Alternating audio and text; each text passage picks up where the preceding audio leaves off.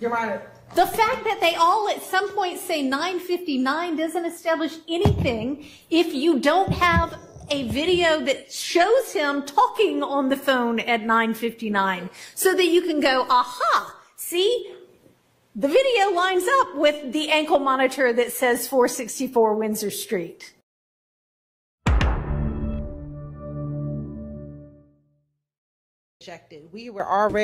I had already asked the witness the question about the 90 miles per hour. So that question was done. My next question, I asked her to read the location of PJV2. That's it, what was on the spreadsheet. Then that is when Mr. Shard objected. So that is the objection that's on the floor. At this point, I've asked her to read PJV2.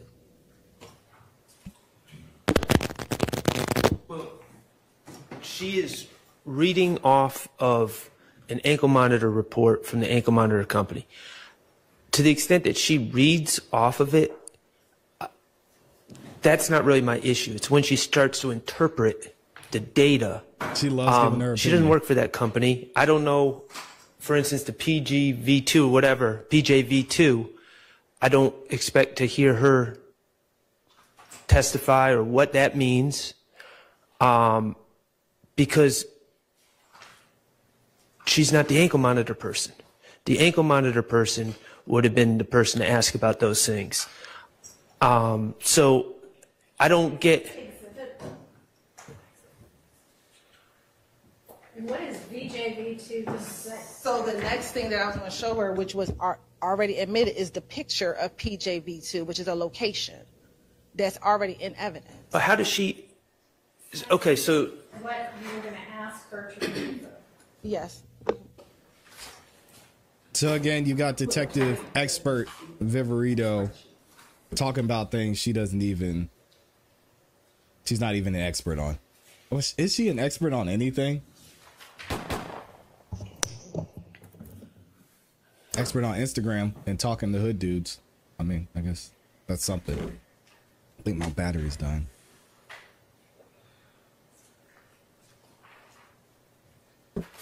Is that what it takes to become an expert? Just be in the streets, but don't commit any crimes and be good at navigating social media. Think about it, y'all. So this is the spreadsheet, Your Honor. Okay. On here, which I had her read earlier on the spreadsheet, the column has the name, column D has the date and time, column E and F is longitude and latitude, and column G is a location. So before the objection, I believe she was reading, or she had read, at March 14th, 2022 at 10:02 p.m., the location PJV2 plus VR, Atlanta, Georgia. That is what my question entailed. And that was okay, and she read that? She read. Okay. She read PJV2 plus VR, Atlanta, Georgia? I believe that. Or is that when the objection came? That might have been when the objection came. Okay, and then what? And I was just going to have her read the date and time of that location. Then I was going to show her what has been admitted already as already admitted as 397 VVF. That plots that location? Correct. By the ankle monitor company? Or by whom? He showed the ankle monitor company that picture as it correlated to this location here. So we printed out Google images of these locations, PJV2, 464 Windsor, which is what I just showed her previously. By the latitude and longitude? Yes. Somebody plotted latitude and longitude? I don't. On a map? No, we to get that up, location? No. We pulled up the map. We went into Google and we put PJV2 plus VR. We just Googled it. And we pulled up the location. So essentially, they want someone who doesn't work for the ankle monitor. And mind you, the ankle monitor company person is already here. They want someone who doesn't work for the ankle monitor company to take something that's on the ankle monitor company's Excel sheet and then compare it to Google printout that the prosecutors printed out, and that is already in evidence. It's in evidence. It's not. We're not admitting it through her. It's in evidence. Such the BS, ankle man. monitor witness introduced it. He introduced it along with the record of the pictures. And so at this point, when Mr. Shard has challenged... and then what? So you'll then say, and here's this other piece of evidence that is a plot of PJV2 plus VR. Is that the location at the light that for the surveillance video that we just observed? Because all of this is in this is all in response to Mr. Shard's cross-examination about what occurred at the light. Can you put that back up again, please? The thing that was just up. And from this, you are going to have her extrapolate that because at 10:02, his ankle monitor showed him at that location, then what? Because you came up here and were saying this is going to be able to show that the timeline is accurate across all the different devices. How is it going to do So that? the challenge that Mr. Shard made is that... Answer the question. The 9:59 phone call. This started with the phone call at 9:59, which is the wiretap phone call. Mr. Shard asked Investigator Viverito, are you able to know if that is the accurate time? Because of that line of cross-examination, we are now showing Investigator Viverito other admitted evidence that shows a correlation to that 59 time. So when you look at this chart, before we get to the 10:02, which is at PJV2, at 9:59, the Please ankle... put that exhibit back up. The spreadsheet. Prosecution on that BS again. Or hand it to me. I'm happy to have a paper copy of it. So now we're talking about 9:59 and not 10:02. Your Honor, we're showing Mr. Shard started off at 9:59. Then, if you can recall, he went through the entirety of the surveillance video at the FedEx. So that's after 9:59. So what we are showing is other evidence that he does not dispute that he was at the light. He disputes at the same time as Mr. Drinks was. Your Honor, he disputes that Mr. Stillwell is the person who was shooting. He disputes that this doesn't prove the that, call though. at 9:59 was a call to get on FaceTime to shoot Mr. Drinks. We are saying that call, that FaceTime call, is a call where they said we are getting ready to go shoot the ops. That's why they get on FaceTime. So he is challenging all of that, Your Honor. So what we are showing is at 9:59, if you look here on the ankle monitor, he's at 464 Windsor Street. That is the BP gas station. He then a minute 9:59 is accurate. Here's and lined up to. I mean, I don't see how you can establish that 9:59, according to the ankle monitor company, is, spot on to the second. 9:59, according to the wiretap. But we're saying that it's accurate time, Your Honor, because he wants. But this doesn't show. This doesn't show that, though. That's the problem we have here. And if the times aren't synced up, then what are we even doing? He's at 464 Windsor, which is where, if you look at the BP gas station video footage, that is when all the cars begin to pull off from the surveillance video at the BP gas station. But there is no cross-reference to the wiretap, which is the point. But my only point is 9:59 on the wiretap. We don't know when it is on the rest of these devices, and this information does not give us other surveillance systems. Agreed. Do you have him on the video at the BP station talking on the phone and going like this? We have the wiretap that has him. Nope. We believe the phone plot. I know you believe it. Do you have evidence to establish it? Our evidence is circumstantial evidence that he is at the gas station. Do we have direct evidence? No. No. Do you have evidence that the 9:59 that you want is the same 9:59 on all of the different things that recorded time in video. That is why we're showing this, Your Honor, because we're trying to show circumstantially that all these times are How together. are you showing circumstantially that it lines up? Your Honor, because when we look at the ankle monitor information, he is at the 464 Windsor at 9:59.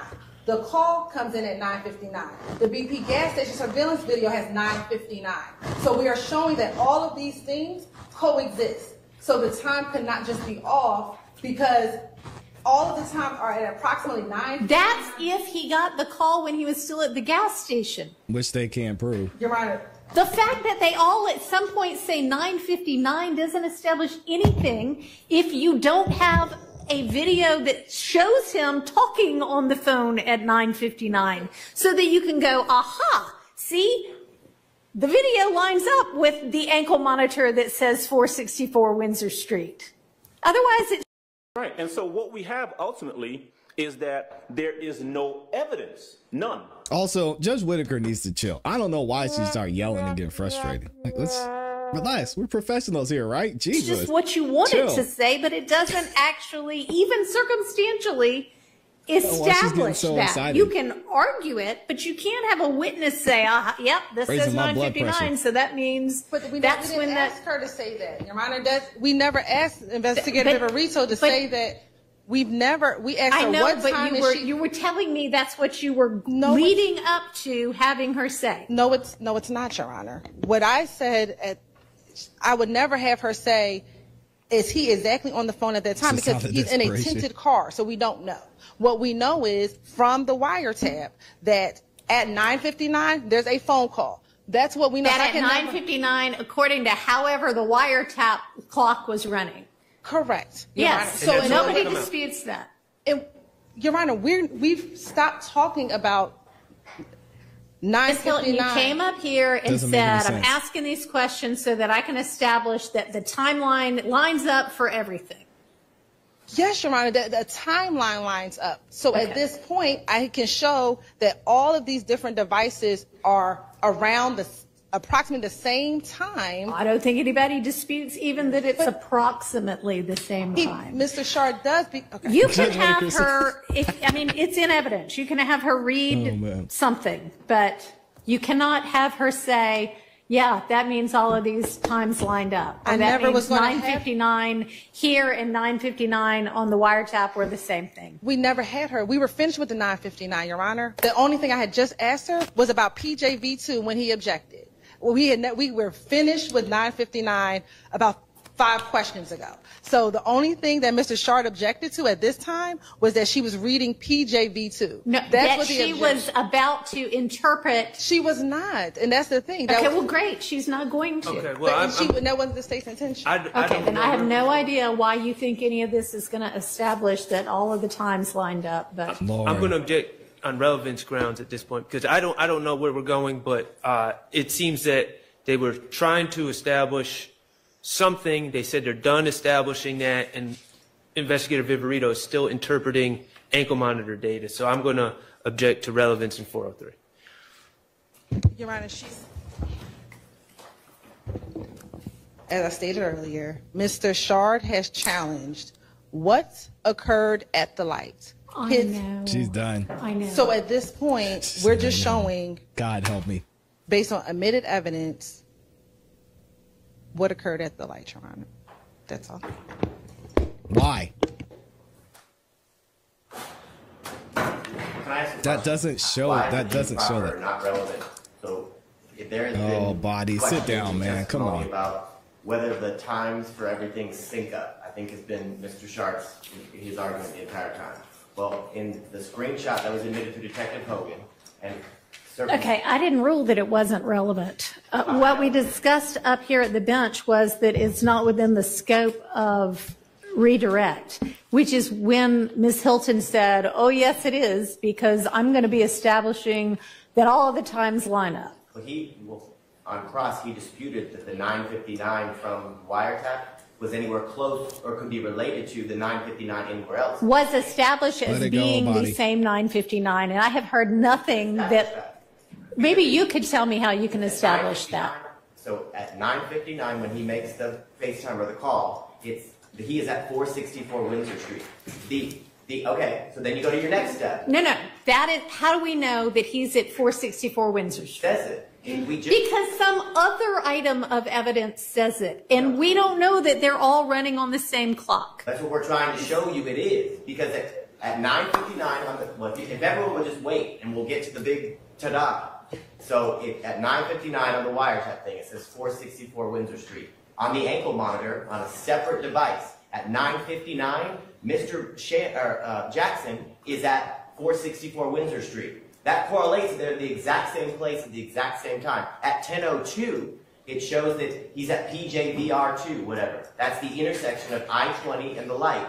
And then at 10:02, on the FedEx thing, and it says 10:02:17. So it's the exact same thing. It's to show that all the times line up. All this questioning that the times are not accurate, that the times don't sync up. We're proving that they actually do sync up, which is what he challenged Investigator Viverito about this 9:59, and she's just making it up, and all the evidence is being presented as how she wants it to. And now we have physical evidence from different videos that show they actually all do sync up, that they're all running on the same, time width or band or whatever. I think you can argue that. I don't think that is established. But if you want to have her say, but Ms. Hilton says you've already left 9:59 anyway. So I'm still at a loss as to where we are. But we'll just get her back in. And that's all of us, Judge Whitaker. You bring her back in because, unfortunately, it's my job to further tax the patience of the court. What's that? Uh-oh.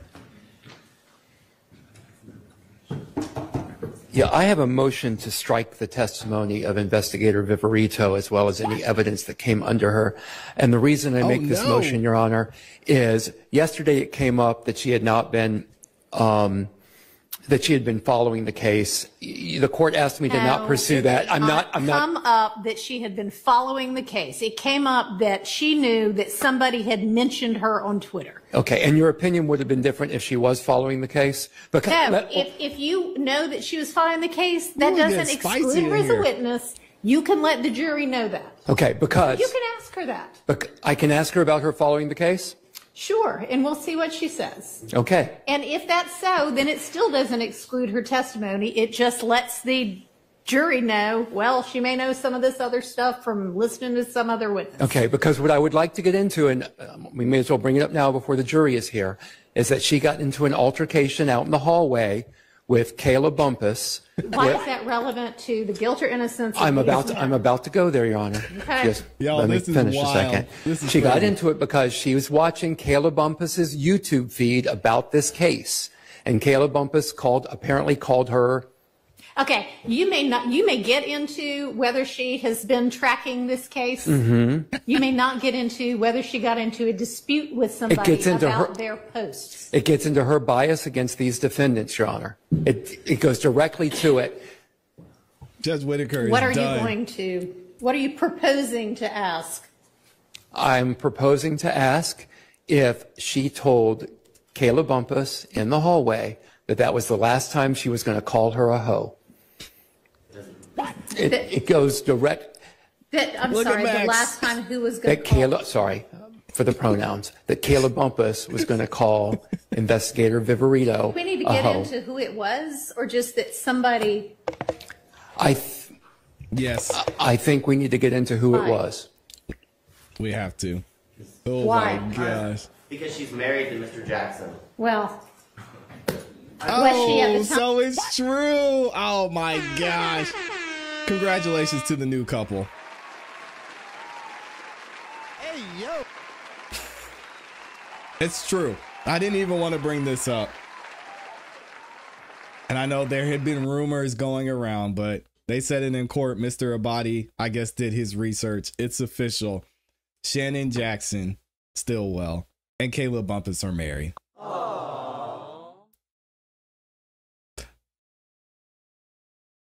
Wow.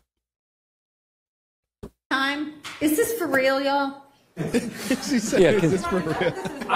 Well, none of this is relevant. Whatever is happening between Ms. Bumpus, Mr. Jackson. It has nothing to do with the guilt or innocence. Unfortunately, the bias of a witness, well, fortunately, or I strike that. It is not fortunate or unfortunate, except for the fact that it is dragging this case on even longer. But a witness's bias towards a party may always be shown. If she isn't dispute, don't talk at the same time. Kayla Bumpus is not a party to this incident. Kayla. Yes, but if she's married to one of the parties, then look at Max.